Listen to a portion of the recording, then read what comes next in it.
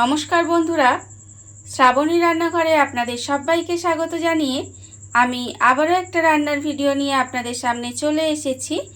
আজকের আমি আপনাদের বেগুন দিয়ে একটা অসাধারণ রেসিপি বানিয়ে দেখাবো।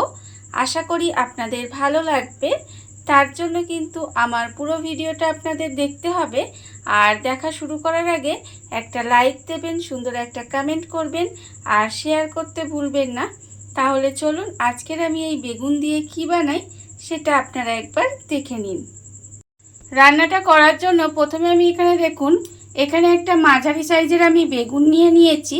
আর বেগুনগুলো কিন্তু এইভাবে একটু লম্বা লম্বা করে কেটে রেখেছি। দেখুন, প্রথমে কিন্তু লম্বা লম্বা করে কেটে নিতে হবে, আর তারপরে মাঝখান দিয়ে একটা ফালি দিয়ে নিলেই কিন্তু এইভাবে কাটাটা হয়ে যাবে। আমি বেগুনটা এখানে কেটে ধুয়ে পরিষ্কার করে রেখে দিয়েছি। এইবারে আমি বেগুনের মধ্যে দিয়ে দেব, দেখুন, আন্দাজ মতো একটু নুন দিয়ে দেব, আর দেব এখানে আন্দাজ মতো একটু হলুদের গুঁড়ো। এই নুন আর হলুদের গুঁড়োটা দিয়ে খুব ভালোভাবে কিন্তু বেগুনটার মধ্যে নুন হলুদটা মাখিয়ে নেব। প্রথমে কিন্তু বেগুনের মধ্যে খুব ভালোভাবে নুন হলুদটা মাখিয়ে নিতে হবে। দেখুন, এইভাবে প্রথমে বেগুনটার গায়ে ভালোভাবে নুন হলুদটা মাখিয়ে নেব। আর আমি প্রতিদিনের মতো আপনাদের একটা কথাই বলবো যে প্লিজ আমার ভিডিওটা আপনারা টেনে টেনে দেখবেন না, পুরো ভিডিওটা দেখুন। আশা করি আপনাদের ভালোই লাগবে। দেখুন, প্রথমে কিন্তু আমি এইভাবে সমস্ত বেগুনের গায়ে নুন হলুদটা মাখিয়ে নেব। বেগুনের মধ্যে দেখুন আমি কিন্তু খুব ভালোভাবে নুন হলুদটা মাখিয়ে নিয়েছি। আর অন্যদিকে কিন্তু গ্যাসটা অন করে একটা কড়া বসিয়ে দিয়েছি। আর কড়ার মধ্যে কিন্তু দিয়েছি আমি বেশ কিছুটা সর্ষের তেল। এখানে কিন্তু আমি রান্নাটা সর্ষের তেলেই করব। দেখুন, তেলটা কিন্তু আমার এখানে প্রায় গরম হয়ে গেছে। এইবারে আমি তেলের মধ্যে দিয়ে দেব বেগুনগুলো। এখানে যে বেগুনের মধ্যে আমি নুন হলুদ মাখিয়ে রেখেছিলাম সেই বেগুনগুলো কিন্তু আমি তেলের মধ্যে এইভাবে দিয়ে দিলাম। সমস্ত বেগুনগুলো তেলের মধ্যে দিয়ে আগে কিন্তু খুব ভালোভাবে লাল লাল করে ভেজে নিতে হবে।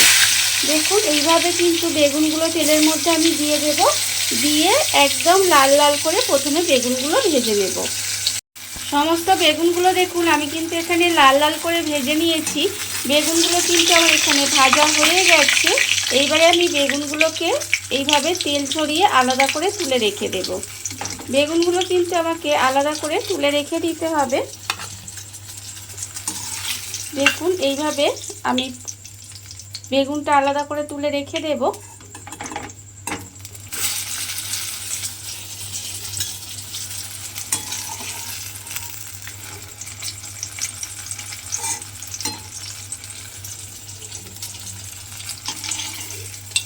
আর ওই তেলের মধ্যেই কিন্তু আমি দিয়ে দেব, দেখুন এখানে আমি রেখেছি বেশ কিছুটা বিউলির ডালের বড়ি। সেই বড়িগুলো কিন্তু আমি এই তেলের মধ্যে দিয়ে বড়িগুলো কিন্তু খুব ভালো করে লাল লাল করে ভেজে নেব। আর বড়িগুলো এমন করে আপনারা ভাজবেন যাতে সুন্দর করে লাল করে ভাজা হয়ে যায়, অথচ পুড়ে না যায়, সেটা কিন্তু লক্ষ্য রাখবেন। এইভাবে সুন্দর করে কিন্তু বড়িগুলো একদম লাল লাল করে ভেজে তুলে রাখতে হবে। দেখুন, বড়িগুলো কিন্তু আমার ভাজা হয়ে গেছে। এইবারে কিন্তু আমি এই বড়িগুলোকেও আলাদা করে তুলে রেখে দেব। বড়িগুলোও আমি আলাদা করে তুলে রেখে দেব।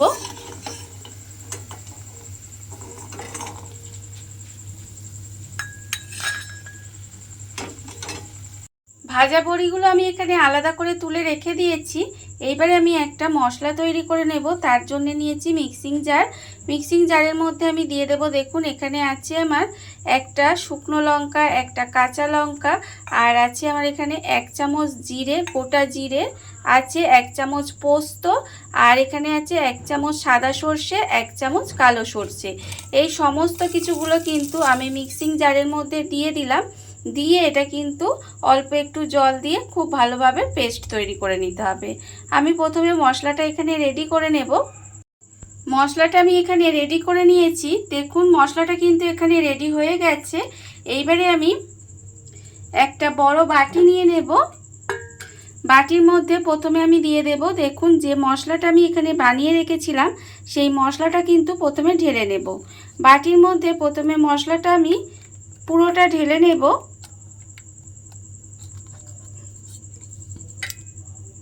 মশলাটা আমি এখানে দেখুন বাটির মধ্যে পুরোটা ঢেলে নিয়েছি। এইবারে আমি এর মধ্যে দিয়ে দেব পেঁয়াজ কুচি। এখানে দেখুন একটা বড় সাইজের পেঁয়াজ কিন্তু আমি এইভাবে একটু সরু সরু করে কুচি করে নিয়েছি, সেটা হাত দিয়ে এইভাবে একটু ভেঙে ভেঙে দিয়ে দেব। দেখুন প্রথমে কিন্তু পেঁয়াজ কুচিটা আমি এখানে নিয়ে নিয়েছি। এইবারে আমি এর মধ্যে দিয়ে দেব আম।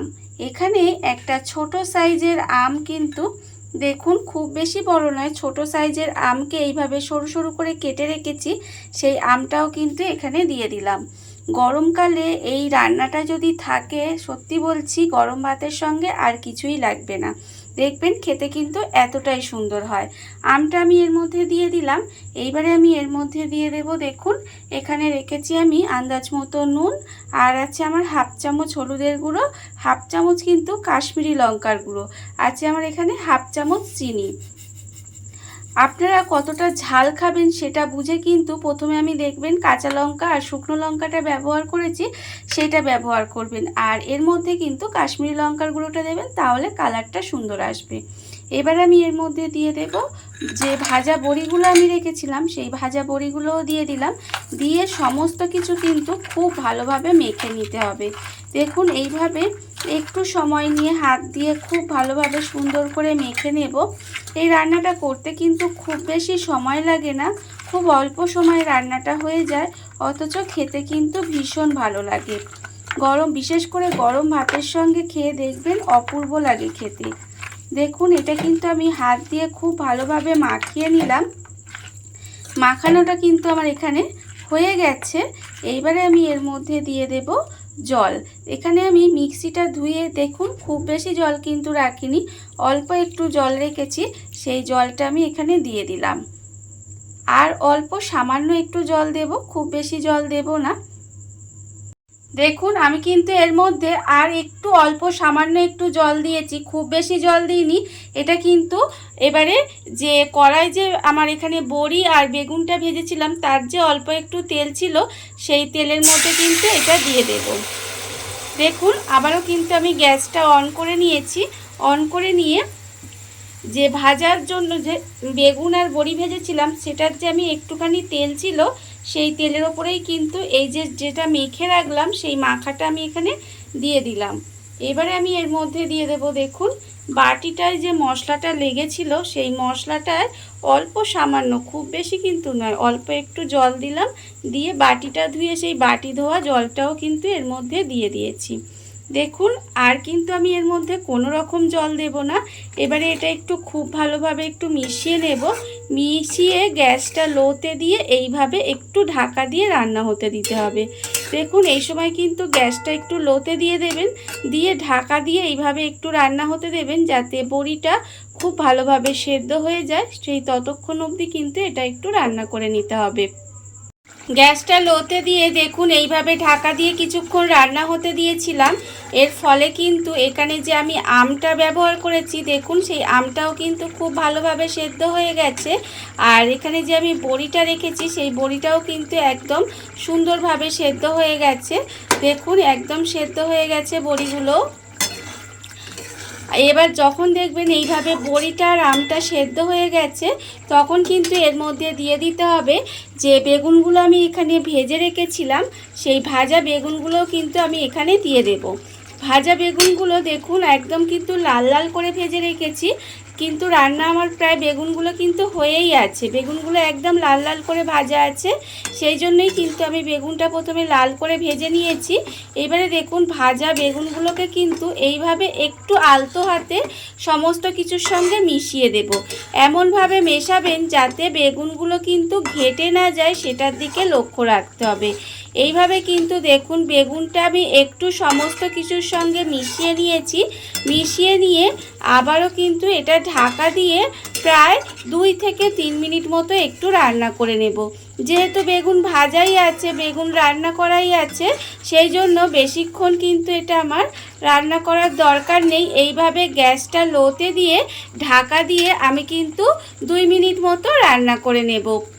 বেগুনগুলো দিয়ে আমি কিন্তু আবারও 2 মিনিট মতো একটু রান্না করে নিয়েছিলাম ঢাকা দিয়ে। দেখুন রান্না কিন্তু আমার এখানে প্রায় রেডি হয়ে গেছে, একেবারে রেডি রান্না। আমি এটা নামানোর আগে শুধুমাত্র এর মধ্যে দিয়ে দেব দুটো কাঁচা লঙ্কা। এখানে আমি দুটো চেরা কাঁচা লঙ্কা দিয়ে দিয়েছি। আর আমি এর মধ্যে দিয়ে দেব দেখুন অল্প সামান্য একটু কাঁচা সর্ষের তেল। এই কাঁচা লঙ্কা চেরা আর কাঁচা সর্ষের তেলটা দিলে কিন্তু এর স্বাদটা আরও অনেকাংশে বেড়ে যায়। দেখুন আমি কিন্তু কাঁচা সর্ষের তেল দিয়ে দিয়েছি আর চেরা কাঁচা লঙ্কা দিয়ে দিয়েছি। দিয়ে একটু আলতো হাতে এইভাবে একটু মিশিয়ে নেব। মিশিয়ে নিয়ে গ্যাসটা অফ করে রেখে দেব। অফ করে দিয়ে কিন্তু একটু কিছুক্ষণ ঢাকা দিয়ে এইভাবে রেখে দিলেই রান্না কিন্তু আমার একেবারে রেডি হয়ে যাবে। আর বলুন, আপনারাই বলুন, গরম ভাতের সঙ্গে এটা থাকলে আর কি কিছু লাগবে? দেখুন রান্না আমার একেবারে রেডি। দেখুন বন্ধুরা, বাড়িতে থাকা কত অল্প উপকরণে কত অল্প সময় কত সুন্দর একটা বেগুনের রেসিপি তৈরি হয়ে গেছে, আপনারা দেখতেই পেলেন। আর এটা কিন্তু গরম ভাত দিয়ে খেতে ভীষণ ভালো লাগে। আপনারা এইভাবে একবার হলেও বাড়িতে বানিয়ে দেখতে পারেন। আর এই ভিডিওটা যদি আপনাদের ভালো লেগে থাকে, আপনারা যদি ফেসবুক থেকে দেখে থাকেন পেজটি ফলো করে দেওয়ার অনুরোধ রইল। আর যদি ইউটিউব থেকে দেখে থাকেন চ্যানেলটি সাবস্ক্রাইব করে নেওয়ার অনুরোধ রইল। তাহলে চলুন ভিডিওটা আমি এখানেই শেষ করছি। আপনারা সবাই ভালো থাকবেন, সুস্থ থাকবেন। আবারও হাজির হব নতুন কোনো রান্না নিয়ে।